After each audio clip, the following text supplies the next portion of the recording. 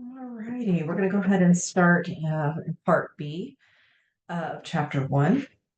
So we're going to pick up where we left off last, and we were looking at, in part A, discussing the various steps of the scientific process, experimentation, and so forth.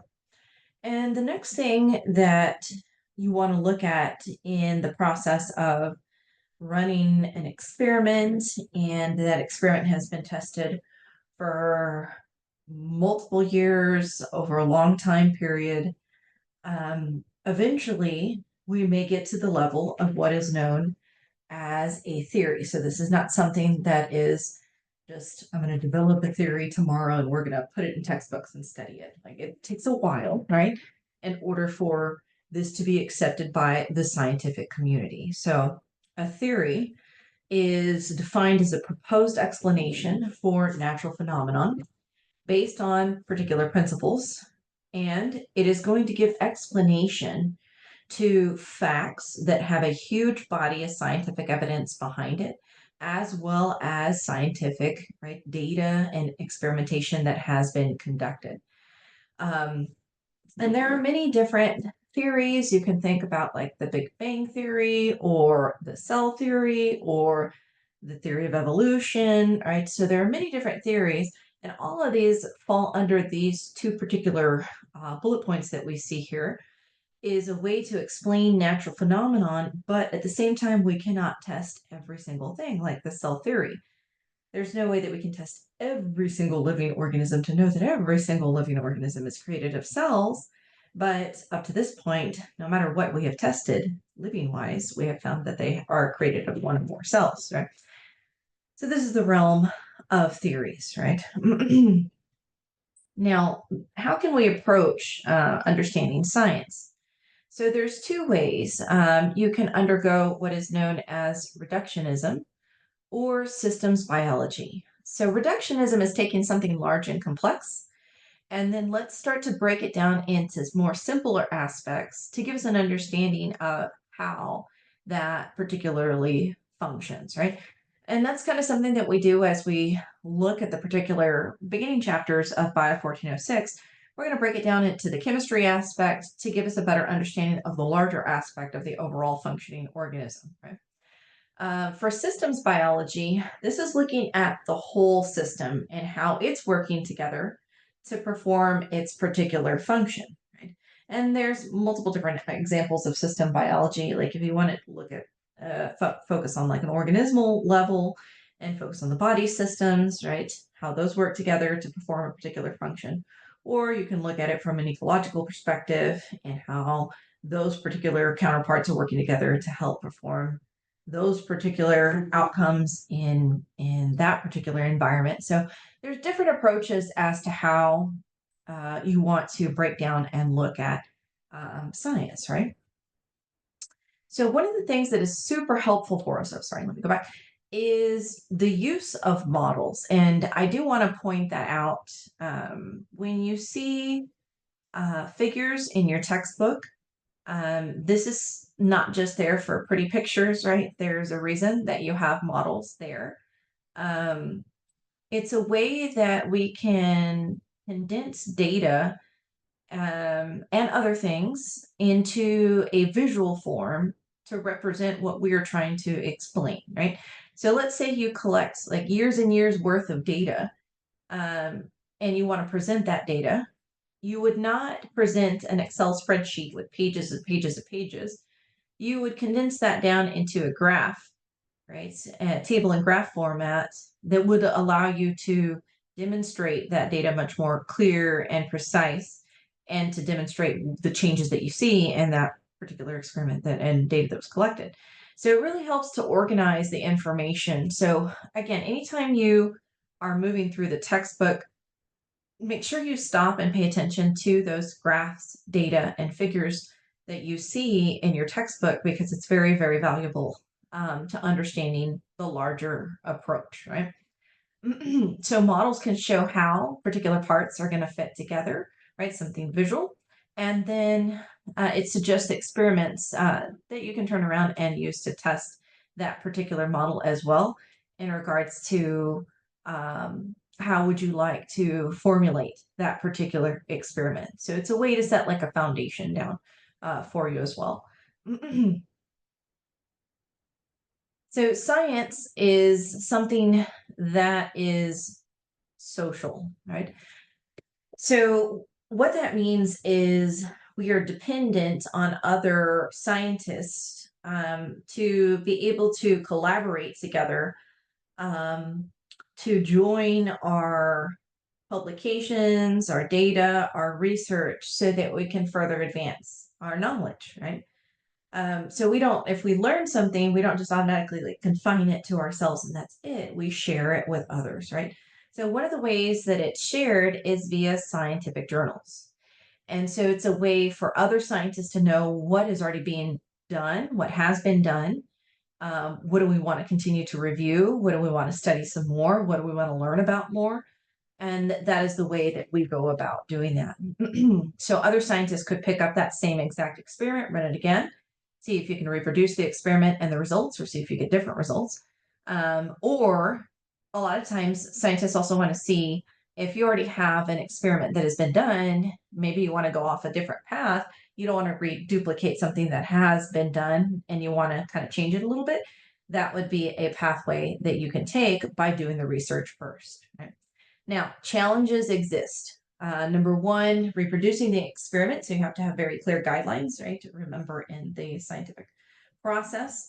Um, you don't want to fudge the numbers, right? So you want to be true and honest to whatever the data is that is results in the particular experiment. That is what should be published. So that is some of the challenges that can happen, misuse of statistics or scientific frauds that could occur that have certain claims. So you have to be able to really read through the data there and the journals and navigate um, if there is some false information, even though these should be peer reviewed. Sometimes they can still, there are some possibilities that things could slip right through the cracks as well.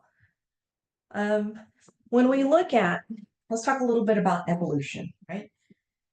So how did we get from the level of a hypothesis to a theory? So one of the most famous theories that we discussed just a little bit in this chapter, you will talk about it much more in Bio 1407, dedicate multiple chapters to the theory of evolution, was put forth by Charles Darwin, right? And it wasn't just, again, I developed a theory and we're going to study it one day or the next day.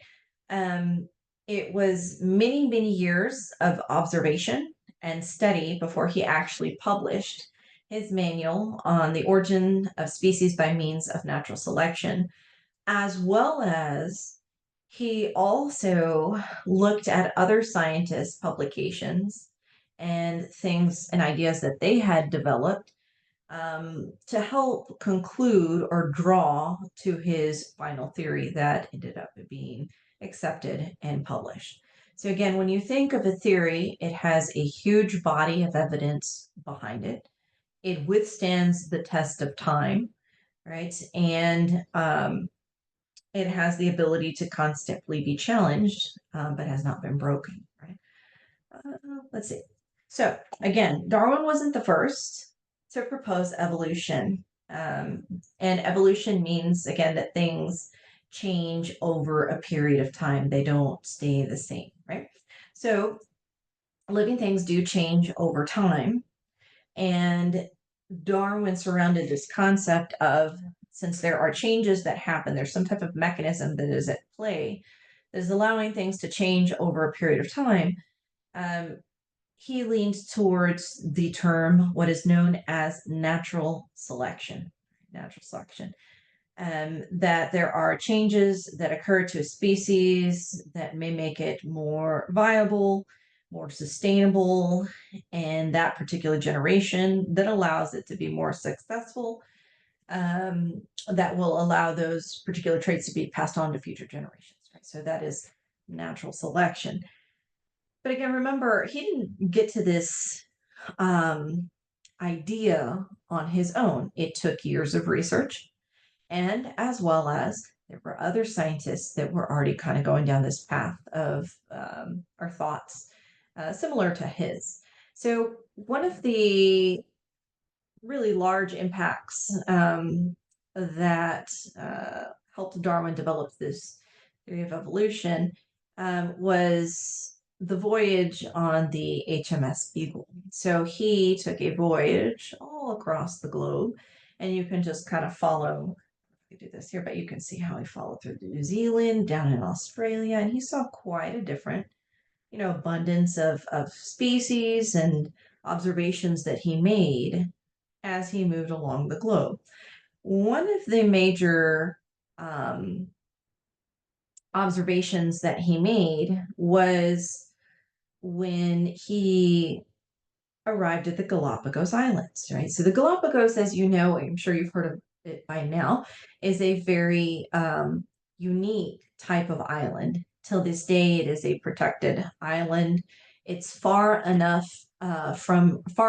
enough from the mainland of Ecuador to allow the species that are here to be a little bit different than their mainland species. So when he arrived here many years ago, what he found was he started a collection of various different finches along the islands. And he noticed in the beginning, he thought maybe these are completely different, birds. And then he found out, wow, these are all finches. And they're all similar to the finches from the mainland, but there were slight modifications in those particular Galapagos finches. So some of them, as you can see, like look at the first one, this is the woodpecker finch, very thin beak and has the ability to extract food with tools. The large brown finch, very wide beak for crushing, right? And then look at the cactus finch, very pointy beak to be able to extract food from the cactus. So this leads down the pathway of what is known as descent with modification, right? Or evolution. These organisms, even though they are originating from the finches from the mainland, they have evolved based on their particular environment and the food that they are consuming on the Galapagos Islands, right? So there's no cross competition that's happening here. They each kind of live in their own little ecosystem and they thrive because of it. And there are other species there that are unique to the Galapagos, like the tortoises, right? And as well as your only penguins that swim in warm water. So there's a whole multitude of animals that are pretty unique in the Galapagos, but this is one of the some of the famous animals that really stood out to Darwin. So did the tortoises as well. But let me take a step back. I want to just point out one more time. I just want to go back and point out.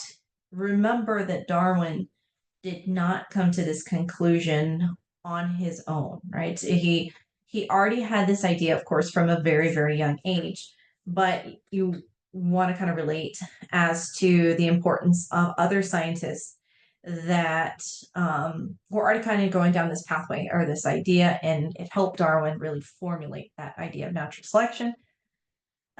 So Carolus Linnaeus was one of the scientists that helped kind of develop these ideas in regards to just the naming of systems naming. Georges Leclerc, he was focused on looking at kind of a universal kinship, and so for organisms that like many generations all came from a similar like common mother. So there was the idea.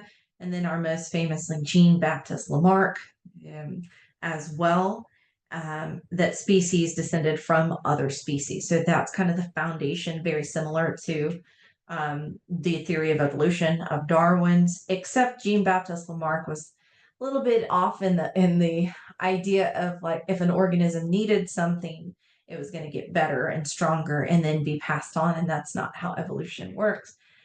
What Darwin really targeted in his pathway or understanding of evolution is it's just dependent on the environment and the trait that is inherited if it is going to be beneficial to that organism at that time period. And that's where we go down the pathway, right, of understanding natural selection. If that trait is beneficial, then there's a higher probability for it to be inherited, right, and passed on to future generations. Another scientist that Darwin studied was Thomas Malthus. He reviewed an essay on the principle of population. And within this particular study, what Malthus was demonstrating was that there were two types of progression depending on plant and animal versus food supply and how humans can increase their food supply. So when we look at populations of plants and animals, that is what you see in blue. Oh, I have to put the pen backwards. Sorry. That is what you see in blue. So that can increase 2, 6, 18, 54, right? Multiplying by times 3 times, right? And so in essence, an indefinite increase. What you can wrap your mind around, or what does that mean, or what does that represent, is that in essence, if that were the only factor at play, then plants and animals would just populate the entire world, right? Indefinitely. When we look at how the food supply is increased, this is more just addition, so it's at a much slower rate. So the food supply does not match, right, the population progression. And in order for populations to survive, there are certain things that is necessary for them, and food is one of those, right? So when we look at could it increase indefinitely? Most likely not, right? Because the food supply is not there. And as well as because death limits, right, those particular population numbers. So it ends up keeping the population constant. So there are factors that are involved there. Even though species may produce a large amount of offspring, not all of them survive, right? Whether it be because of their particular habitat, right, or the food, or whatever that's contributing to the death limit. But it's kind of what keeps the population in check, right? So Darwin studied this as well, right, and that gave him kind of an idea of limiting those particular, right, populations. So even though every organism, so let's wrap that up, even though every organism has the potential to produce more offspring, there's only a limited number that is going to actually survive.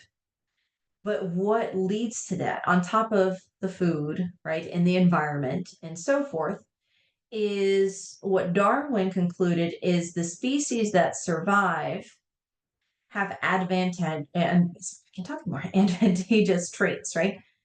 This is where we talk about the term the strongest and the fittest survive. So if you have a trait that allows you to be successful, then there's a higher probability that that particular species will survive, and then as well as reproduce and then pass on that particular trait. And then that causes an increase in the trait in that particular population. And therefore that's natural selection, right? At its best. That's the breakdown of natural selection. And overall, you have changes in the population and the allele frequency over time. Let's put it in a perspective that makes sense. Let's say there's a rabbit, couple rabbits that are born, and some rabbits have a fast gene and the other ones have a slow gene, right? The rabbits that have the fast gene are able to outrun and evade predators. The ones that have slow genes get eaten, right? So the ones that outrun the predator will survive and reproduce, and most likely pass on that fast gene to future offspring, which increases the overall allele frequency of that fast gene in the population. And so that's just a simple kind of idea to think about what that means. So make sure you have a good understanding of what natural selection means, right? So years later, So Darwin kind of formulated this overall theory and had a good solid idea of the theory of evolution by means of natural selection, but he didn't publish that manuscript right away. So he let it sit for almost 16 years, put it away, like he had introduced it and then put it away. You got to remember the time period that we were in during that time, where beliefs were very different, right? So he kind of just put it on the back burner. And what really sped up, like, okay, now's the time to publish this manuscript, is he read Alfred Wallace's um here um Alfred Russel Wallace's hypothesis of evolution by means of natural selection. So he was on to the same thing as Darwin.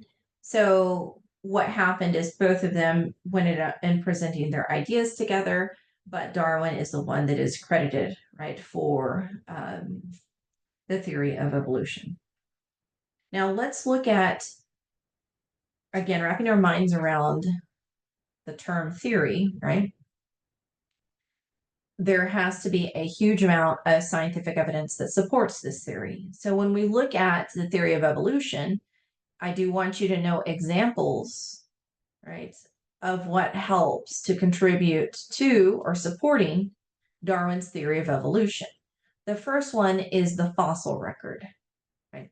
So the fossil record is demonstrating that species are not the same over a period of time, that there are a change in species over a time period because the fossils prove that, right? So if we look at fossils, we're able to go about 3.5 billion years ago and look at the changes that have happened to maybe animals that, well, this is a good example here that we see here. Look at the whale, how it once looked, and it's kind of cut off there, I'm sorry, but in the changes that have happened to it for the limbs, loss of the limbs to just two pectoral fins that we see in the front, and just rudimentary that we see in the posterior end of the whale. So there are major changes that have happened over a period of time.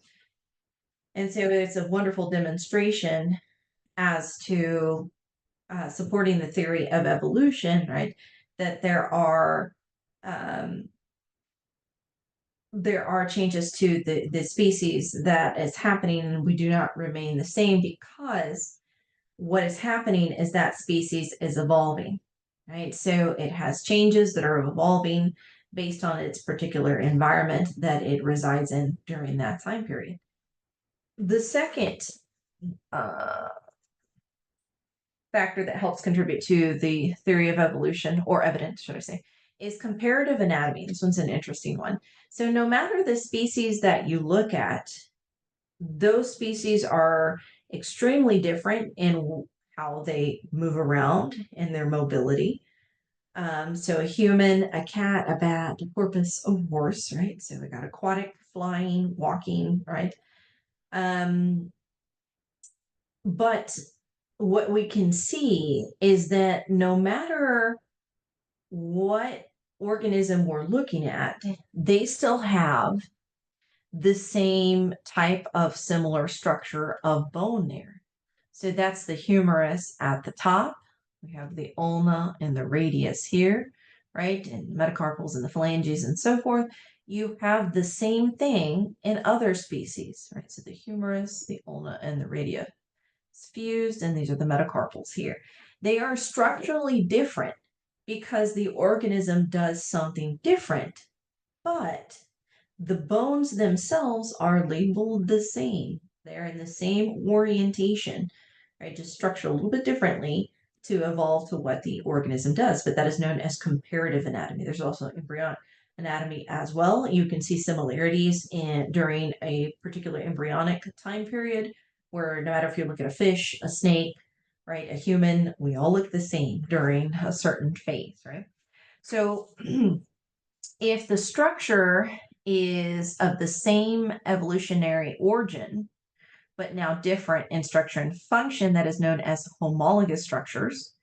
And if the structures are different origin used for the same purposes, right, like a butterfly and a bird, then those are analogous, right, characteristics that we see there. I would like you to be able to define the differences between homologous versus analogous. And then another huge amount of scientific evidence that comes even now. So this comes where we talk about withstanding the test of time, right? Darwin's theory of evolution has withstood the test of time. So when DNA evidence comes on to the scene and molecular, right, biology, it still is supporting, right, the theory of evolution. So there are different ways to kind of look at that. The first one is if you're looking at the genomes or proteins, right, of different organisms and seeing the similarities between those particular different organisms in their genomes. An example is the rhesus monkey, right? So, we're very similar, right, genetically to the monkeys. They have fewer differences from humans in their 146 amino acid hemoglobin beta chain than if it were to be a more distantly related mammal, right? Um, Phylogenetic trees have also given some representation, right, to give us understanding of how closely we are related evolutionary wise. So when you look at the base of the evolutionary tree or the phylogenetic tree, this is when that species first diverged, right? The closer they are to that branch, that is the earliest that they diverge, the species diverge, right, or evolve. The further away you are from the branch, the later you are, right, evolutionary wise.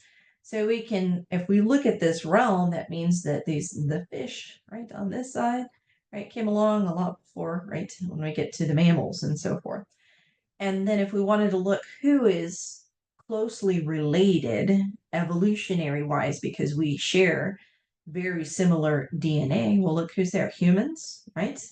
Right, the primates are going to be very close. But notice how it branches off. We are not as similarly evolutionary wise related between like us, right, and mice or rat. So what that can represent or what that can be demonstrated as well is by looking at the sequencing of the genome and how much of that genome is similar. The more similar the genome, the closer the evolutionarily related that particular species. The more different the genome, the less close evolutionary related, right, the species.